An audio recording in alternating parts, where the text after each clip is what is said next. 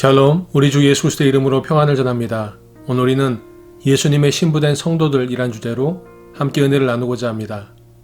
데이비드 그레고리가 쓴 예수와 함께한 저녁 식사라는 책에 보면 어느 날 예수님으로부터 초청장을 받고 레스토랑에 마주 앉게 된 사람이 앞에 앉은 사람이 도저히 예수님임을 확신할 수 없기에 질문을 했습니다.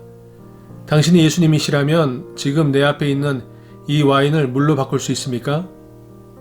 이 말을 들은 예수님은 너무나 쉽게 대답을 했습니다. 물론이지요. 그리고는 예수님은 웨이터를 불렀습니다. 이리 와 보세요. 이 사람이 와인 대신 물을 원하는군요. 바꿔주시겠어요? 하나님께서 여러분의 인생 가운데 행하신 놀라운 일들을 기억하고 계십니까?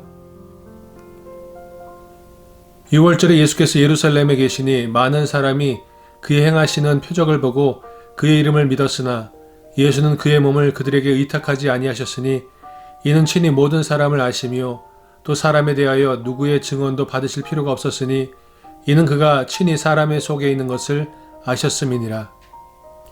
예수님께서 첫 번째 표적을 행하셨습니다.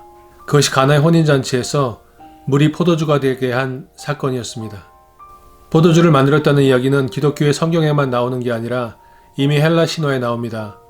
C.K. 바레트의 설명에 따르면 디오니시우스 신은 포도나무를 발견했을 뿐만 아니라 물을 포도주로 변화시킬 능력이 있었다고 합니다.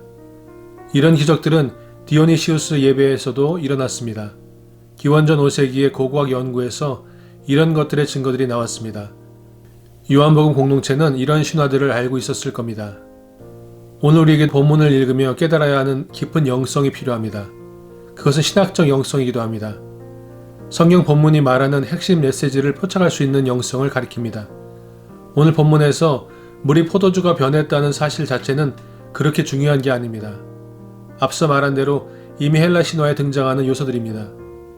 그렇다면 무엇이 중요할까요? 오늘 우리는 이 사건에서 어떻게 하나님의 말씀을 새겨 들을 수 있습니까? 사흘째 되던 날 갈릴리 가나에 혼례가 있어 예수의 어머니도 거기 계시고 예수와 그 제자들도 혼례의 청함을 받았더니 3월 말에서 4월 초 6월절 직전의 어느 화요일 사흘째 되던 날 밤이었습니다. 갈릴리 가나의 한 가정에서 결혼잔치가 벌어졌습니다. 그렇다고 이 잔치가 집안에서 벌어진 것을 뜻하는 것은 전혀 아닙니다. 유대인들은 안식일이나 주요 명절 때 결혼하는 것은 금기사항이었습니다. 그러다 보니 토요일 저녁, 안식일이 끝난 그 저녁이나 화요일 저녁을 선호하였습니다. 특별히 유대인들은 천지창조 중 바다에서 육지가 드러난 날인 사흘째 되는 날, 화요일에 결혼하면 2배의 축복이 임한다는 생각을 갖기도 했습니다. 창세기 창조 이야기에 사흘째 날의 창조 묘사에는 창조의 다른 날과 달리 하나님이 보시기에 좋았더라는 표현이 2번이나 등장합니다. 갈릴리 가나에 자리한 혼인잔치집에서 가까운 마을 공터에 천막을 치고 잔치가 벌어졌습니다. 잔치자리 중앙에는 4기둥으로 받쳐진 후파로 불리는 천막이 쳐져 있었습니다. 그곳에 신랑과 신부가 자리 잡았습니다. 늦은 밤에 시작한 이 결혼잔치는 일주일 안팎 계속되었습니다. 곳곳에 횃불을 밝혀두었습니다. 지금도 팔레스타인은 물론 중동 지역에서는 지방 도시에서는 이 같은 전통적인 모습을 갖춘 결혼잔치가 벌어지곤 합니다. 봄날 밤 시원한 바람이 불어오는 상쾌한 날이었습니다. 잔치자리에 자리 잡은 하객들의 소리와 노래와 춤을 이끄는 이들, 연주자들의 흥겨운 가락이 자리를 가득 채웠습니다. 때때로 바람소리가 흥겨운 노래소리를 주변 마을로 실어 날랐습니다. 잔치자리지만 음식이 차고 넘치는 공간은 아니었습니다. 결혼잔치는 풍성하게 먹고 마시는 자리가 아니라 신랑 신부를 축하하는 자리, 넉넉한 이야기가 오고 가는 자리, 그리고 함께 춤을 추기도 하고 노래도 들으면서 흥겨움을 나누는 자리였습니다. 포도주가 떨어진지라 예수의 어머니가 예수에게 이르되 저들에게 포도주가 없다 하니 예수께서 이르시되 여자여 나와 무슨 상관이 있나이까 내 때가 아직 이르지 아니하였나이다. 그의 어머니가 하인들에게 이르되 너희에게 무슨 말씀을 하시든지 그대로 하라 하니라. 거기에 유대인의 정결 예식을 따라 2-3통 드는 돌 항아리 6이 놓였는지라.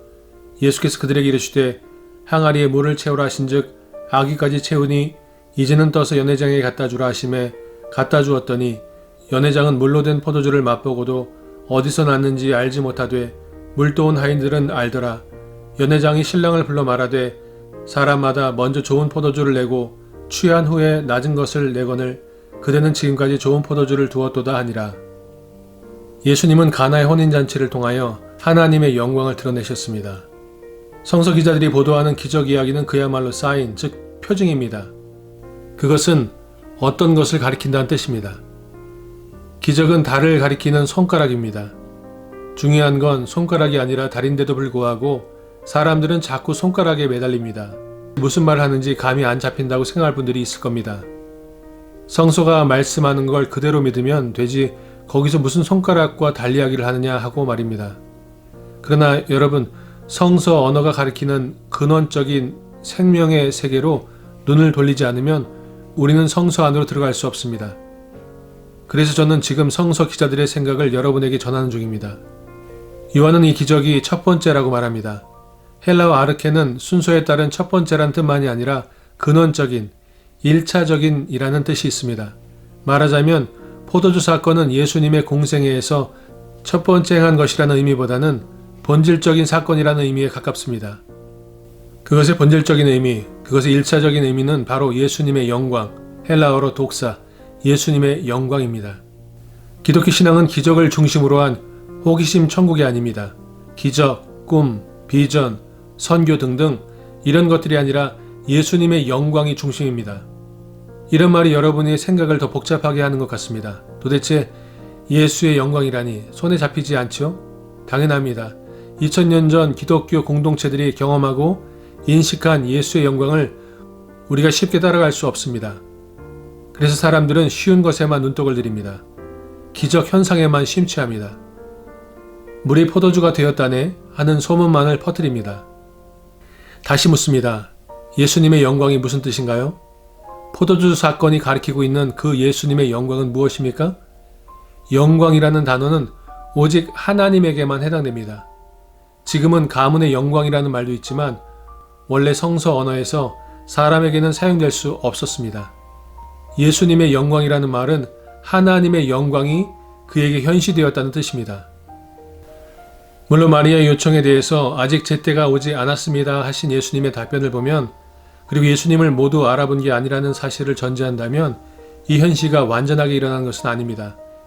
그러나 포도주 사건으로 부분적으로, 간접적으로 하나님의 영광이 예수님에게 현시되었습니다. 유대교의 정결의식에 사용되던 물이 생명을 살리는 포도주로 변화된 것처럼 예수님은 생명의 실체입니다. 그래서 제자들은 예수님을 신앙의 대상으로 받아들이게 되었습니다. 오늘 우리도 이런 신앙 안에서 살아갑니다. 예수님에게 하나님의 영광이 현시하셨다는 신앙 말입니다.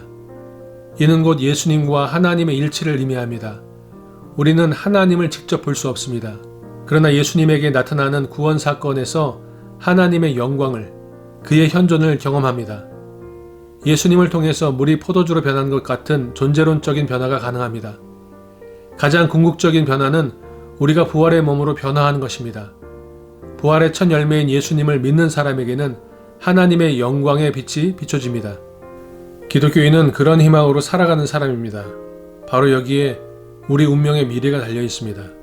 예수님의 영광의 목적은 사람을 얻는 것이었습니다. 예수님께서 얻은 사람들은 믿음을 갖게 된 제자들이었습니다.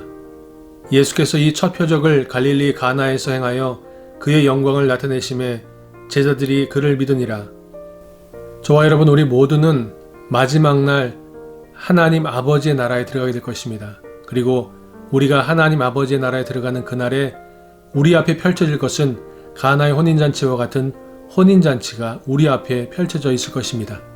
그리고 신랑 되신 예수님께서 저와 여러분을 신부로 맞이하시고 혼인잔치의 기쁨으로 우리가 참석하게 될 것입니다. 우리가 즐거워하고 크게 기뻐하며 그의 영광을 돌리세 어린 양의 혼인 기약이 이르렀고 그의 아내가 자신을 준비하였으므로 그에게 빛나고 깨끗한 세마포 옷을 입도록 허락하셨으니 이 세마포 옷은 성도들의 옳은 행실이로다 하더라. 천사가 내게 말하기를 기록하라. 어린 양의 혼인잔치에 청함을 받은 자들은 복이 있도다 하고 또 내게 말하되 이것은 하나님의 참되신 말씀이라 하기로. 성도는 예수 그리스도의 신부로 부름받고 또 천국에서 예수님이 신랑 되신 혼인잔치에 참석하게 될 것입니다. 저와 여러분이 그 혼인잔치에서 웃으며 춤추며 노래하며 신랑 되신 예수님과 행복한 시간들을 갖게 될 줄로 믿습니다. 예수님의 거룩하고 아름다운 신부들로 오늘도 세상 가운데 살아갈 때 신랑 되신 예수님께서 우리를 맞이해 주실 것입니다. 그때까지 거룩하고 아름다운 그리스도의 신부로 살아가시는 저와 여러분 되시기를 우리 주 예수 그리스도의 이름으로 축원드립니다. 샬롬.